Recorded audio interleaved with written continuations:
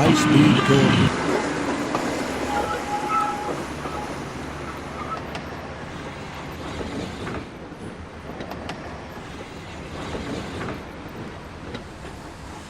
Donald was excited. "The diesels at yon works," he announced, "say that on the other railway there are things called high-speed trains. They have a diesel engine at each end and can go at 125 miles an hour. Gordon snorted. "An engine at each end," he said scornfully. "There's only one of me, but I bet I can go as fast as those smelly boxes on wheels. Probably faster," he added. The others said nothing. They had heard Gordon's boasting before. Gordon was still bragging the next morning. "Speed's nothing to me," he said. "Why, one of my Doncaster cousins went at 126 miles an hour. I'll show these diesels a thing or two. Just you wait and see." He puffed grandly towards the station. Gordon normally pulled the express, though Henry, James or Bear helped if Gordon was ill or away. Many visitors came to see the Fat Controller's railway. They often used the express, so it was usually full and heavy. There had been frost during the night, and now the weather was wet and sleety. Sleet settled on the rails, making an icy film across their surface. The carriages of the express stood under the cover of the station roof, but when Gordon was coupled to them, his cab and front end had to stand outside. He grew colder and colder as he waited for the guard to blow his whistle and wave his green flag. "Come on," he shivered impatiently. "Let's get started." At last Gordon heard the whistle. "Come on, come on, come on, come on, come on," he shouted as he tried to pull quickly away. But his wheels slipped on the icy rails. The sudden movement made water in his boiler surge forward, and Gordon's driver could not shut off steam. Gordon moved a yard and slithered to a standstill, held back by the heavy train. His wheels spun furiously, but neither Gordon nor his train budged an inch. "Help! Help!" wailed Gordon despairingly, but nobody could.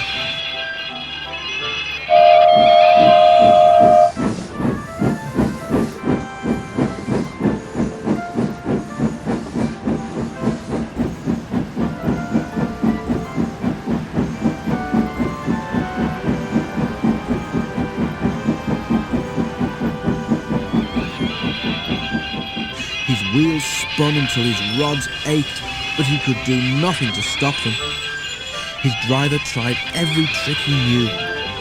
An inspector came and tried some more, but it was no good. The Fat Controller came to see what the fuss was about. He said several things to Gordon, but Gordon was making so much noise that he couldn't hear them. Sparks showered from the rails, but Gordon's wheels went on spinning.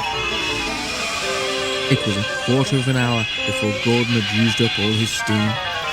Reduced pressure allowed the driver to close the regulator, and with a deep sigh of relief, Gordon felt his wheels stop turning. The silence was amazing. Donald came to take Gordon to the shed.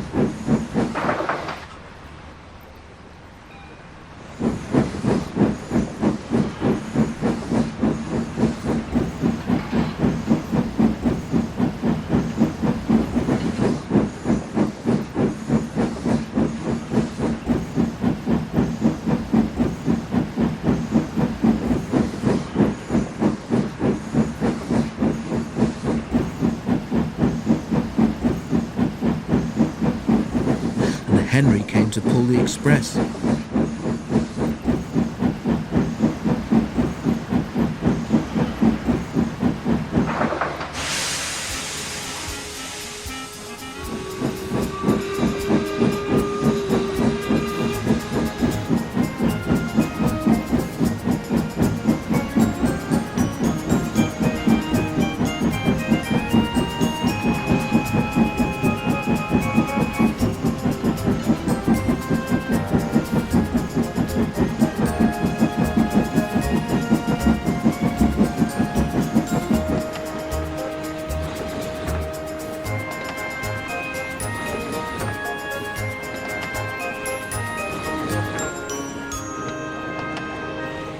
When the train had gone, workmen had to replace the rails where Gordon had been standing because his spinning wheels had worn deep grooves in them.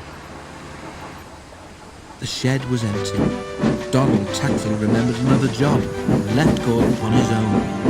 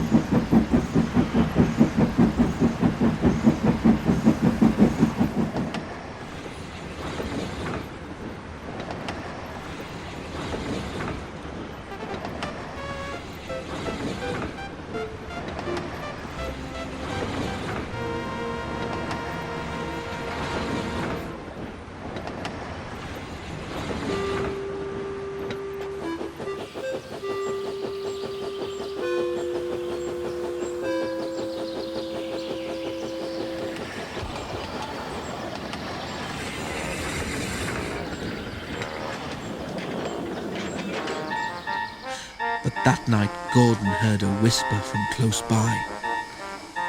"Did you hear," it hissed, "how Gordon went for a spin today?"